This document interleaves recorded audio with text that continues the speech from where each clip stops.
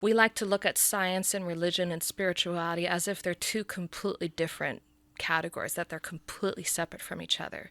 And I like to kind of use an example of, like, if you imagine the ocean and science as a drop of that ocean water, right? If you take it by itself without that fact of that divine presence behind all of it, right? Science is just a tool of measurement by which we can observe and witness the vastness of the nature of God, right? And so we cannot directly measure God through science, but what can we measure? We can measure the outcome. Correct. We can measure its influence in our lives.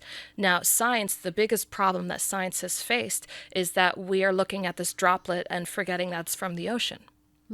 So science has been so far this isolated part of reality, and that is why there are so many prevalent problems. That's why we have this rising mental health crisis. That's why we have so many problems with our food, our agriculture industry. Why we're not able to produce any food without the use of toxic chemicals. And on top of that, in a few decades' time, there are so many crops that we're at the potential of losing that we might not even be able to feed 8 billion people on this planet anymore.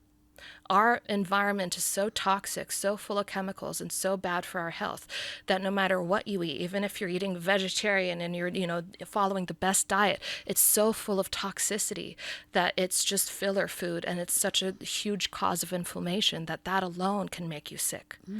We're in such a toxic environment with such toxic food, and science doesn't have an option. That's the only way it can produce that food. Right? It's reached max capacity. It's at a limit. So all these different areas, what science has said is when we're looking at subjective testimonial, right? Obviously, science will dismiss that immediately because it's subjective. It can be ruled out as the placebo or psychological influence. So what does science say? When science says, these people are able to do this and it's the result of divine power, it's something that God can do. Well, God is not limited up to you. God is not limited up to me. God is not limited up to a very specific individual person, right? God is not a subjective experience. God is an objective reality that governs and regulates the whole universe. It's this vast ocean, Yeah. right? So if that's real, then God is independent of you. God can work independent of you. Why does God require your subjective experience to prove the existence of God? So what science says is if you have this ability, if you have this connection, if this is God and divine power, why is it only limited to human experience and human testimonial? Why can't it impact agriculture? Why can't it impact plants and trees? Why can't it impact soil, bacteria, viruses, fungi, non-living materials, metals, ceramics, polymers, and chemicals?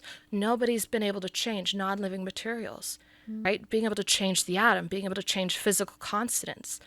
These things, if this can happen, then yes, science can accept that there is something out there that science has not fully understood till this day.